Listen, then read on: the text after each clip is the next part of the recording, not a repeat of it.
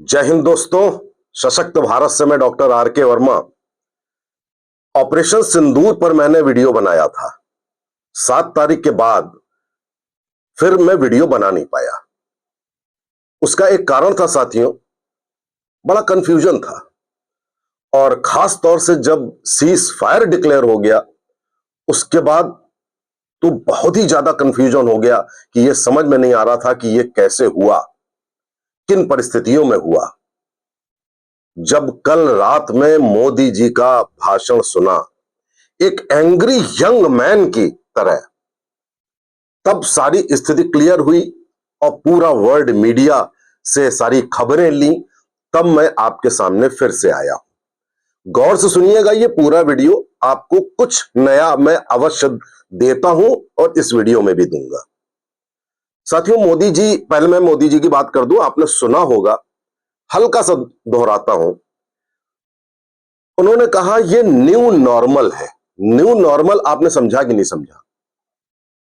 देखिए, हमने 2 से ढाई दिन में जो पाकिस्तान से एक लिमिटेड वॉर हुआ, उसमें जो पाकिस्तान को हमने डैमेज पहुंचाया अपनी मिसाइल से, आतंकियों के ठिकाने पर, उनके एयर बेसिस को नष्ट करने पर, जो हमने सब कुछ कर दिया 2.5 दिन में।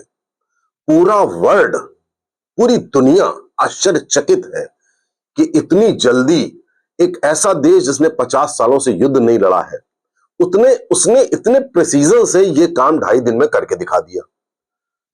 और उसके बाद अचानक से सीज फायर हुआ, गुस्सा आई।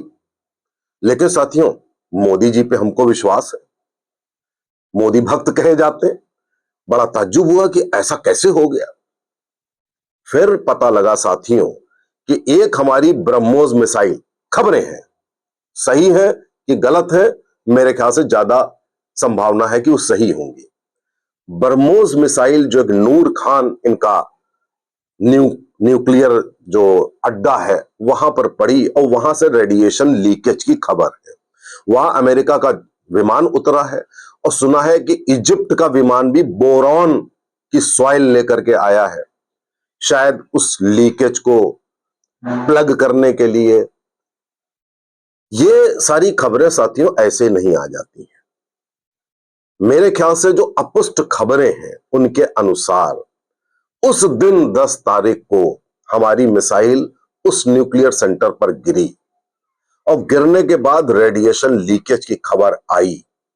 पाकिस्तान के जो डीजीएमओ से भी ज्यादा जो उनके प्रधानमंत्री, उन्होंने ट्रंप से रिक्वेस्ट की होगी कि भाई साहब ऐसा हो गया है। और पाकिस्तान में जो न्यूक्लियर इंस्टॉलेशंस हैं जो 5-6, उनको मैनेज यूएसए करता है, क्योंकि उसे डर लगता है कि कहीं आतंकियों के हाथ में ये न्यूक्लियर वेपन्स ना पहुंच जाए। उन्होंने रिक्वेस्ट की होगी भारत से कि अभी सीज फायर कर दीजिए, इस लीकेज को हम प्लग करे दे रहे हैं, आपका मतलब भर का रिवेंज हो गया है।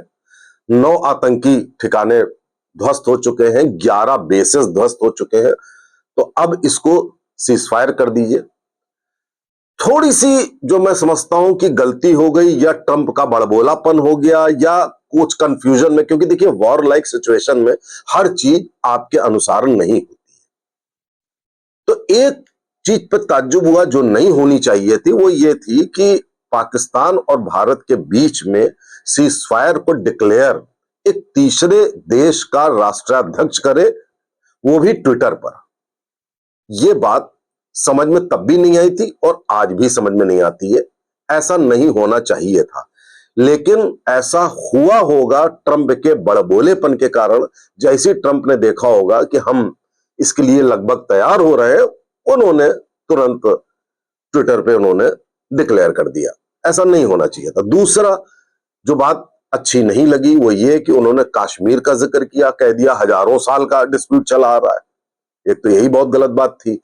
कश्मीर डिस्प्यूट की बात ही अभी नहीं करनी चाहिए थी, ये तो आतंकवादी जिहादी घटना थी, उसका जिक्र करना चाहिए था।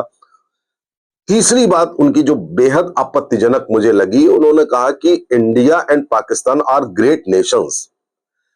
इंडिया को पाकिस्तान के साथ एक ब्रैकेट में रखना ग्रेटनेस के, मुझे बहुत खराब लगा।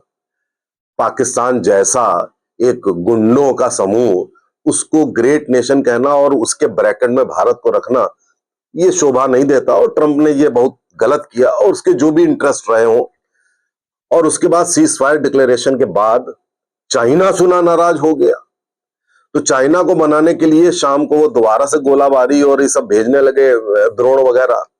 फिर उनसे भी उन्होंने, क्योंकि पाकिस्तान देश का कोई चरित्र नहीं है, ये आधा अमेरिका, आधा चाइना, आधा खुद, इनकी सरकार क्या है, इनकी आर्मी क्या है, इससे कोई मतलब नहीं है।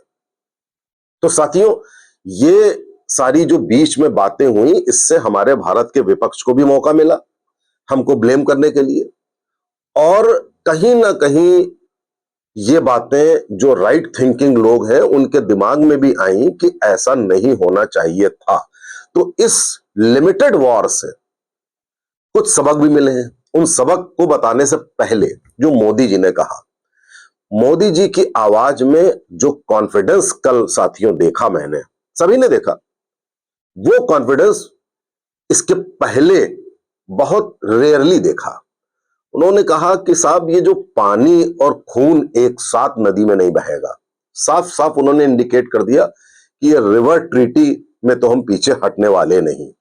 उन्होंने कहा कि साहब, थर्ड जो कंट्री है उसका मेडिएशन नहीं होगा। मोदी जी ने कह दिया तो इसका मतलब नहीं होगा, यानी कि ट्रंप की उस हरकत से कहीं ना कहीं मोदी जी भी आहत है। उन्होंने कहा कि न्यूक्लियर वेपन से अब हम डरने वाले नहीं। इसका मतलब हमने पाकिस्तान के न्यूक्लियर इंस्टॉलेशंस में अच्छा खासा डैमेज किया है, और ये डैमेज अब इसको रिपेयर हो जाएगा। उसके बाद उनके जो ये बम वम हैं, जो गोले वोले हैं, वो किस लायक होंगे, वो कैसे यूज करेंगे। इसमें आपको ये भी बता दें कि भारत ने ये कह रखा है कि हम no first use of nuclear weapon, Bharat ने कह रखा है, पाकिस्तान ने नहीं कह रखा है। यहां पे मेरा मुंह बहुत छोटा है और बड़े बड़े लोग हैं, तो मैं कौन होता हूं राय देने वाला, लेकिन कुछ बातें साथियों कहनी पड़ेंगी। हम बहुत ज्यादा सिद्धांतों पे चलते हैं। युद्ध कभी भी सिद्धांतों से नहीं लड़े जाते। महाभारत के युद्ध तक में हमने भी, यानी पांडवों ने भी छल की थी। अश्वत्थामा मारा गया, फिर धीमे से मगर हाथी। और आज की युग में तो जो जितने भी युद्ध होते हैं वो छल उसका एक पार्ट होता है। ये ऐसा हमारे देश में कौटिल्य ने भी कहा कि युद्ध का एक पार्ट होता है। हम कभी कह देते हैं no first use of nuclear weapon, कभी हम कह देते हैं हम केवल आतंकियों पे मारेंगे, हम मिलिट्री पे नहीं मारेंगे, कभी हम कह देते हैं कि हम आवाम पे, उनकी आम जनता आप भूल जाइए, उनकी आम जनता जितनी जिहादी है, उसी से आर्मी बनती है, उसी से सब कुछ पाकिस्तान में बनता है, उसी से नेता बनते हैं। आप सुन लीजिए वीडियोस पे पाकिस्तानी लोग कैसे बोल रहे हैं आपके विरुद्ध। तो ये सोचना कि आवाम हमारे अगेंस्ट नहीं, ऐसा कतई नहीं है, भूल जाइए। तो इसलिए ये कह देना कि हम उनको छोड़ देंगे, वहां नहीं करेंगे, वहां नहीं करेंगे, आप कहीं भी मिसाइल दागेंगे वो उसको अपने ही ऊपर लेंगे पाकिस्तानी। आप ये मत सोचिए कि वो सोचेंगे कि आपने आतंकी के ठिकाने पर डाल दिया है। तो इसलिए आप ये जो सिद्धांत पे आप लगे रहते हैं, ये और सच बोलने में लगे रहते हैं कि ये हमने किया, ये नहीं किया, ये हम करेंगे, ये नहीं करेंगे, ये हमारे सिद्धांत है हमारे, भाई साहब बिल्कुल गलत है, बिल्कुल सरासर गलत है। ये ना तो इतिहास इसकी इजाजत देता है, ना ही शास्त्र इसकी इजाजत देते हैं, और ना ही रणनीति इसकी इजाजत देती है कि आप बड़े सिद्धांतवादी महान बन जाए। इस पे मेरे ख्याल से काम होना चाहिए। हमें छल कपट करना है, वो भी पाकिस्तानियों के साथ, इनके साथ नहीं करोगे, ये तो छल के अलावा कोई भाषा ही नहीं जानते, तो फिर आप क्यों नहीं करेंगे। ठीक, आगे मैं आपको यह बताना चाहता हूं कि अब भारत को, हम सब लोगों को कुछ सीख ले लेनी चाहिए इस 2.5 दिन के वार से। ये ठीक है कि न्यू नॉर्मल है, मोदी जी ने कहा न्यू नॉर्मल का मतलब है कि कभी इतिहास में ऐसा नहीं हुआ होगा कि 2.5 दिन के लिमिटेड वॉर में किसी ने किसी दूसरे देश को इतनी ज्यादा चोट और हानि पहुंचाई हो। अगर ये 5 दिन और चल जाता तो हम बिल्कुल है उनको खत्म कर देते। लेकिन अगर कोई बहुत बड़ा देश ये कह रहा है कि हमें न्यूक्लियर रिपेयर्स करनी है, तो सीज फायर करना उचित था और मोदी जी ने यह समझा होगा। और मोदी जी ऐसे नहीं है कि बगैर सोचे समझे कोई काम कर दें। साफ जाहिर है कि उसमें कोई ना कोई ऐसी बात रही होगी जो हमारा सीज फायर कर देना उचित रहा होगा। सीख साथियों ये लेनी है कि आप जान जाइए कि आपके दोस्त कौन है और आपके दुश्मन कौन है। रूस आपका दोस्त है, चाहे S-400 हो, चाहे S-500 का प्रोजेक्ट लगने की बात हो, चाहे ब्रह्मोस मिसाइल हो। रूस हमेशा से हमारा दोस्त रहा है और रहेगा। और इस वार में भी रूस ने कह दिया था कि मेरी एंट्री हो जाएगी। और इजराइल, ये दो हमारे बिल्कुल अभिन्न मित्र हैं। इन दो के अलावा कोई बहुत बड़ा मित्र नहीं है, इंक्लूडिंग अमेरिका। दूसरा सीख यह है कि अमेरिका एक बहुत ही, जिसे कहना चाहिए, फ्लिम्जी इस टाइप का देश है जिसके ऊपर आप ट्रस्ट नहीं कर सकते। और ट्रंप तो उससे भी बड़ा। लाख आप कह दीजिए कि ट्रंप आपका मित्र है, ट्रंप ऐसा कुछ नहीं है। मौका आने पे वो पाकिस्तान को ग्रेट कह रहा है, उससे ट्रेड की बात कर रहा है, सीज फायर के लिए प्रेशर डाल रहा है। उसने ऐसा कुछ भी नहीं किया जिससे हमें लगे कि वो हमारा मित्र हो। तो ये चीज हमको सीख ले लेनी चाहिए कि अमेरिका इज नॉट ट्रस्टवर्दी। हमारे वेपन्स भी 70% हमारे इंडिजिनस, हमारे देश के अंदर बने हुए, आकाश से लेकर सारे हमारे हथियार काम आए हैं। और बाकी हमारे रूस के और फ्रांस के थोड़े काम आए हैं। राफेल की तो बड़ी लिमिटेड भूमिका इसमें रही है। तो कहने का मतलब ये है। और आप सोचिए, जो मैं कह रहा था आपसे कि भाई साहब आप बहुत महान बनने की कोशिश करते हैं। आपने तुर्की को, आपने वो भूकंप आया और क्या क्या सहायता भेजी, क्या किया, और तुर्की ने कितने ड्रोन भेज दिए, कितना कंसाइनमेंट भेज दिया। भाई साहब ये जरा इन सिद्धांतों को सोच लीजिए कि कौन मित्र है, कौन शत्रु है। तुर्की ने जिस तरीके से बिहेव किया, वैसा तो चीन तक ने नहीं बिहेव किया। चीन तक ने इनडायरेक्ट हेल्प करी, लेकिन डायरेक्ट हेल्प नहीं करी। और अमेरिका ने उसको, पाकिस्तान को कितने 850 करोड़ रुपए कितने, वो सब भी दिलवा दिए IMF से। और इस तरीके का शेडी डील करके, अब इसके पीछे अंदर की स्टोरी क्या है वो थोड़े समय में सामने आएगी। लेकिन 90% अंदर की स्टोरी कुछ और है नहीं। ये अमेरिका का डूबियस कैरेक्टर है जो उसने यहां पे किया है। हाँ, ये हम मानते हैं कि रेडिएशन लीकेज हुई है और उस फ्रस्ट्रेशन में पाकिस्तान किसी और न्यूक्लियर रिएक्टर से कोई न्यूक्लियर वॉरहेड हमारे ऊपर फेंक सकता था, फिर हम फेंक सकते थे। तो न्यूक्लियर वॉर छिड़ जाता अगर, तो वो इस रीजन, हमारे भी देश के लिए नहीं अच्छा होता, पूरी दुनिया के लिए भी नहीं अच्छा होता। तो ये बात मुझे समझ में आती है और हमारा जो उद्देश्य था वो लगभग पूरा हो गया था। इससे ज्यादा हमें अगर अचीव करना है, हमें नेक्स्ट लेवल की और तैयारी करनी है। आखिरी सीख ये है कि नेक्स्ट लेवल की तैयारी, हमें अपना एयर डिफेंस सिस्टम और स्ट्रांग करना है, नंबर 1। नंबर 2, हमें न्यूक्लियर न्यूट्रलाइजेशन, हमें न्यूक्लियर जो वेपन्स हैं उनको हम कैसे न्यूट्रलाइज करेंगे, उसका फुल प्रूफ पूरा वो होना चाहिए। और तीसरा कि अब की बार हमारी नेवी को हमें और इन्वॉल्व करना है, क्योंकि अगर आप कराची को डिस्ट्रॉय कर देते हो तो पाकिस्तान की वो लाइफलाइन है। अभी हमने इसलिए नहीं किया क्योंकि सिंध पहले से ही अलग होने की कोशिश कर रहा है। देखते हैं अलग होता है कि नहीं होता है।